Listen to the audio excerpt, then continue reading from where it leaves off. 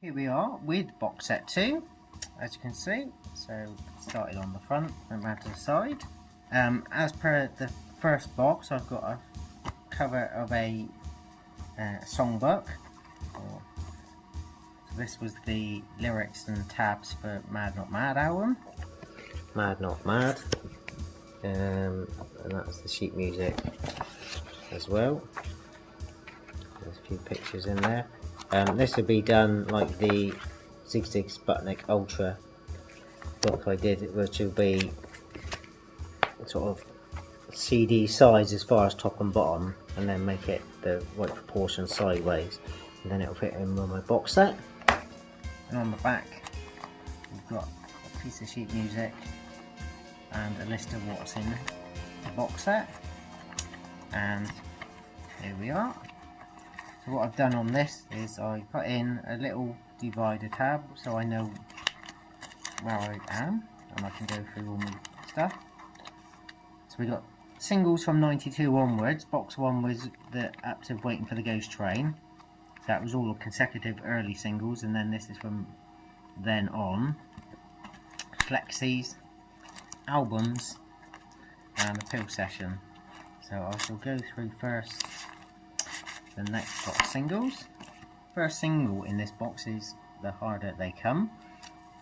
Now with some of these, the singles that came out were jukebox only, so you did get a label, but they didn't come with any covers. And the only things that were different than the CD single, which I have anyway, is the promos. So what I've done with a couple of them, from the one after this, is you've got the promo cover but the label from the vinyl, because these were trying to be as much as the vinyl as I could do. So we've got that. You have the label, and it is on a vinyl type disc again. And then what we've got is the single. There's the cover for the French promo CD, and the label and a little track list. And as that was the same as CD1, I've done a copy of CD2 cover just so you can see it's pretty much the same, but that's The Harder They Come as a 7-inch. Next up would be Love Struck. This is a promo, or was the cover for a promo CD, purely because I don't have anything other than this as a different cover. So say a lot of these, the only singles that came out were jukebox only, therefore you didn't really get much. But you've got a 7-inch label for Love Struck, proper one, and again as a vinyl type CD, track list, and then obviously what you had was the CD1 and CD2 covers, which I've kept. So that's Love Struck as a 7-inch. So the next single then was Johnny the Horse, and again I've used a promo cover, purely because there is no actual 7-inch cover. The only 7-inch was a jukebox one. And so we've got the track list, and again we've got CD1 cover, CD2 cover. There was also a 5-cut sampler which had Johnny the Horse on, another promo again, and then there was a cassette single, oddly enough. I would have thought cassettes had died out by then, but they decided to do one. But then that's Johnny the Horse, as was the 7-inch.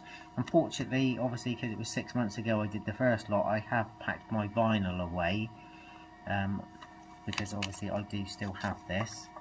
Some of them I recorded when I did the first lot, so I'll be able to show you what the vinyl actually looked like. Next one we had was the Communicator. Now this was a Spanish promo only, so there wasn't actually a 7-inch, but I've done it to look like a 7-inch, purely just to keep that one in the set. Next one was Drip Fed Fred. This one, there was a promo again, as you can see.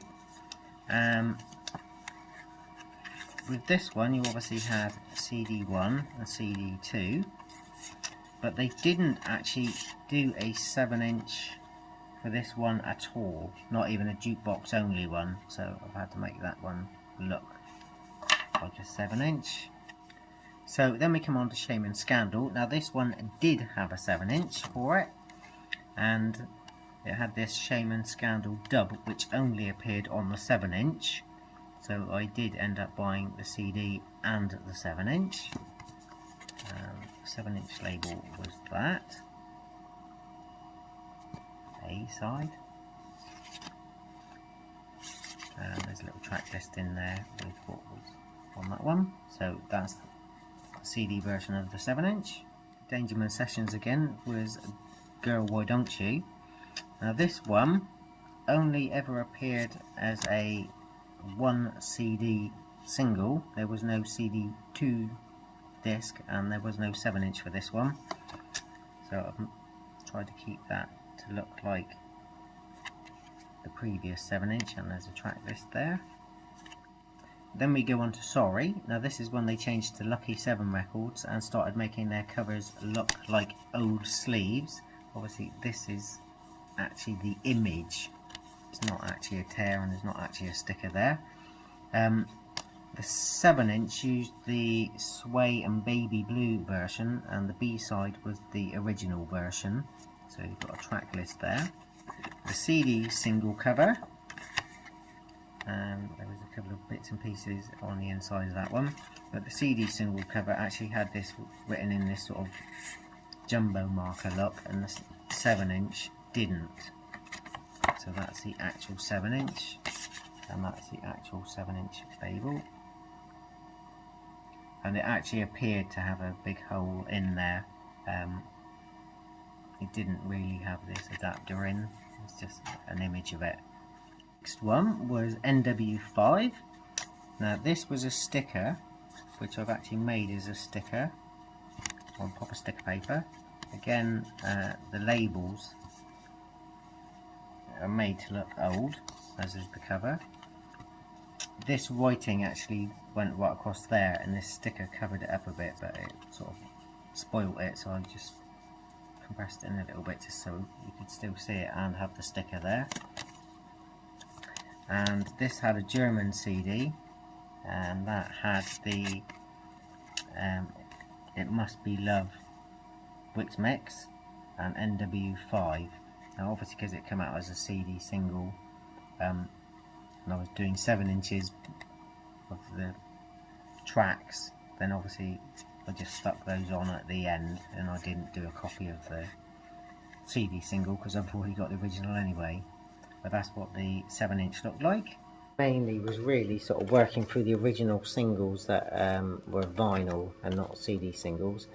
As I say, from The Harder They Fall onwards, they came out as original CD singles as well anyway, and a couple of the records didn't come out as 7-inch vinyl. They did a few limited editions for collectors like myself, which a couple I got and a couple I didn't. Basically what they did with these, the Lucky CD and Lucky DVD, and I think a couple of others, is what they did is this 7-inch die cut sleeve that looks like brown paper but it's not, and what they did was to put a piece of black 7-inch card, one of these foam dots which I've got loads of, and do the CD as the record label. So what I might do is, just to finish off, is to do one of the vinyl types, have this as the label, and then print it straight onto a CD, and have this as CD size, and it'll just finish off the collection. But anyway, I thought if you're into madness, or you like looking at records or collect records, you might be interested in seeing the same with my Sputnik, how I keep them exactly, or pretty much exactly as they are as vinyl, but have them on CD so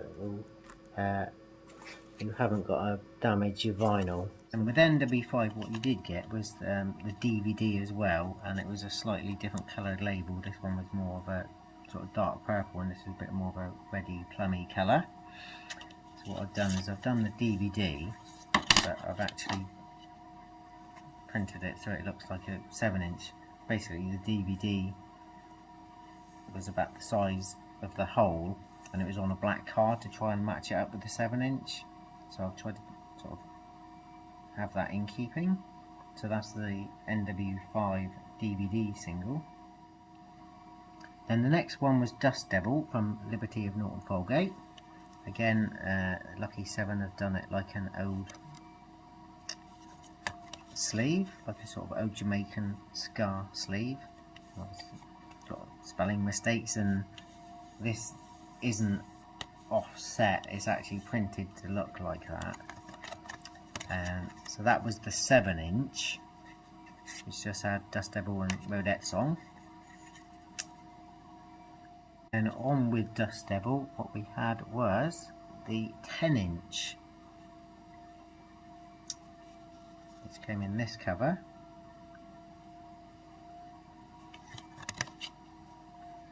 Now, this one had this Ashley Beadle's War Docs Extended Dub Plate Special, which I think is the only place that you can get this, at least currently, is on this 10-inch.